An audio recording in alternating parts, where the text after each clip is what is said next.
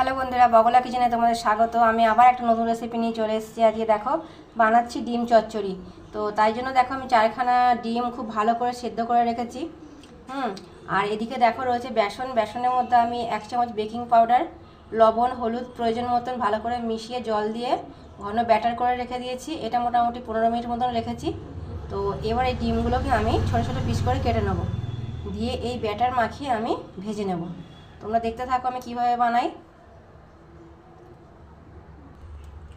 বন্ধুরা, আমি ডিম চচ্চড়ি করার জন্য ডিমগুলোকে দেখো ভালো করে কেটে নিয়েছি সুন্দর করে। এবার আমি ওই যে বেসনের গোলাটা গুলে রেখেছি, মানে যে ব্যাটারটা করে রেখেছি, সেই ব্যাটারে চুবিয়ে এগুলো আমি আস্তে আস্তে ভেজে নেব।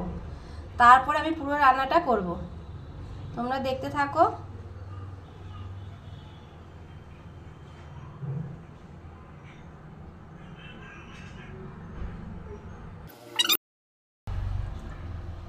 বন্ধুরা, আমি সাদা তেল কড়াইতে দিয়ে দিয়েছি, দেখো এবার গরম হয়ে গেছে। এবার আমি বেসনের গোলায় ডিমগুলোকে একটা একটা করে ডুবিয়ে ভেজে নেব।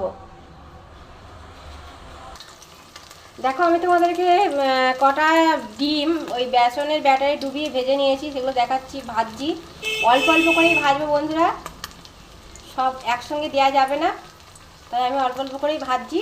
তো পুরো সবগুলো ভেজে তোমাদেরকে আমি দেখাচ্ছি। দেখো এরকমভাবে ভেজে নিচ্ছি আমি ভালো করে। আরও কিছু বাকি আছে, সব একভাবে ভেজে নেবো। তারপর তোমাদের কাছে ফিরে আসছি। বন্ধুরা, এই পকোড়া তোমরা ডাল ভাত সাথে এই পকোড়া দিয়ে কিন্তু খেতে পারো, দারুণ লাগে। আবার শুধু শুধু এই পকোড়াগুলোও খেতে কিন্তু দারুণ লাগে।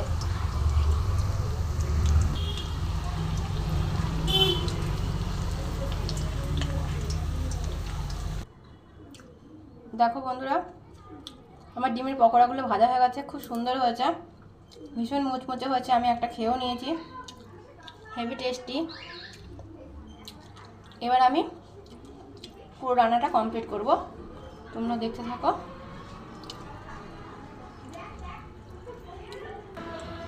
দেখো ডিমের পকোড়া ভাজার তেলের মধ্যে আমি পেঁয়াজ দিয়ে দিলাম। পেঁয়াজগুলো হাতে করে একটুখানি চটকে নেবে, তাহলে খুব তাড়াতাড়ি ভাজা হয়ে যাবে পেঁয়াজগুলো। দেখো পেঁয়াজটা একটু ভালো করে ভেজে নিচ্ছি। আমি কিছুটা কাঁচা লঙ্কা কুচিয়ে রেখেছি, দিয়ে দিলাম।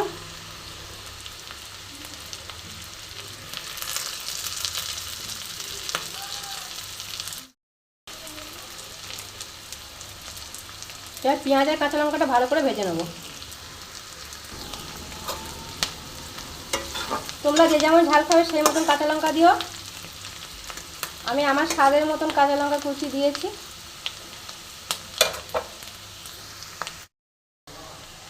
দেখো একটু হলুদ দিয়ে দিলাম,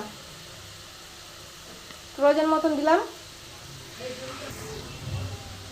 এবার দেবো একটু স্বাদ মতন লবণ, খুব বেশি দেবো না, যেহেতু এটা মাখা মাখা হবে, বেশি দিলে আবার খুব বেশি হয়ে যাবে। তো দিলাম। এটা ভালো করে নাড়বো, ফ্লেমটা আমি মাঝারি করে রেখেছি। পেঁয়াজ আর কাঁচা লঙ্কা ভাজার সুন্দর একটা গন্ধ বেরিয়েছে। আমি এতে একটু জল দেবো।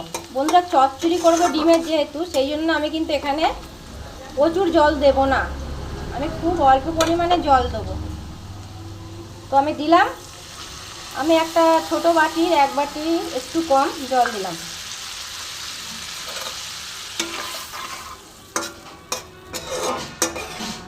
এবার বন্ধুরা, আমি এতে ধনে পাতা একটু বেটে রেখেছি, সেটা আমি দিয়ে দেবো। ওই মাঝারি 1 চামচ মতন দেখো ধনে পাতা বাটা আমি দিয়ে দিলাম। আর এখনই দিয়ে দেবো আমি সাদা সর্ষে বাটা, মাঝারি 1 চামচ মতন দিলাম সাদা সর্ষে বাটা। তো এবার এটা আমার গ্রেভিটা একটু ফুটে উঠুক।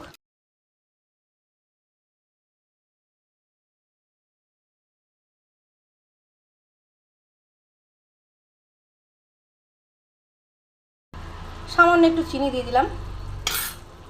এবার আমি ডিমের পকোড়াগুলো এর মধ্যে ছেড়ে দেবো।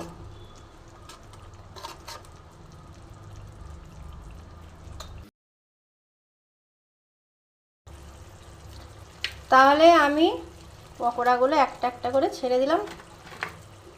দিয়ে আমি বেশিক্ষণ রাখবো না, যেহেতু আমার গ্রেভিটা ফুটে গেছে, গ্রেভিটা ভালো মতন রেডি হয়ে গেছে। আমি জাস্ট 2-3 মিনিট রেখে আমি ডিমের চচ্চড়িটা আমি নামিয়ে নেব। সমস্ত বড়াগুলো দিয়ে জাস্ট আমি 2-3 মিনিট মতন রাখবো। দেখো বন্ধুরা, আমি সব কটা ডিমের পকোড়াই কিন্তু দিয়ে দিয়েছি। হ্যাঁ, আর দেখো আমার কিন্তু রান্না হয়েই গেছে। আমি এবার গ্যাসটা বন্ধ করে দেব। আমি বেশিক্ষণ আর ফুটাবো না, যেহেতু আমার গ্রেভিটা আগে থেকে রেডি হয়ে গেছিলো। আর চচ্চড়ি কিন্তু বন্ধুরা বেশি ঝোল ঝোল হয় না, একটু এরকম মাখা মাখা শুকনো শুকনোই হয়। আর এটা কিন্তু খেতে কিন্তু অসাম হয়। তোমরা অবশ্যই একবার ট্রাই করো আর আমাকে জানিও। আর আমার চ্যানেলটা প্লিজ একটা লাইক আর সাবস্ক্রাইব করতে ভুলো না। হয়ে গেছে আমার ডিম চচ্চড়ি কমপ্লিট।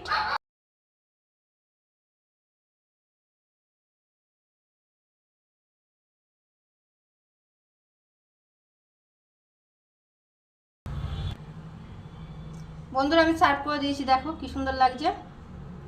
তো আজকে এই পর্যন্ত, দেখা হচ্ছে নতুন রেসিপির সাথে। তোমরা সকলে ভালো থেকো, বাই।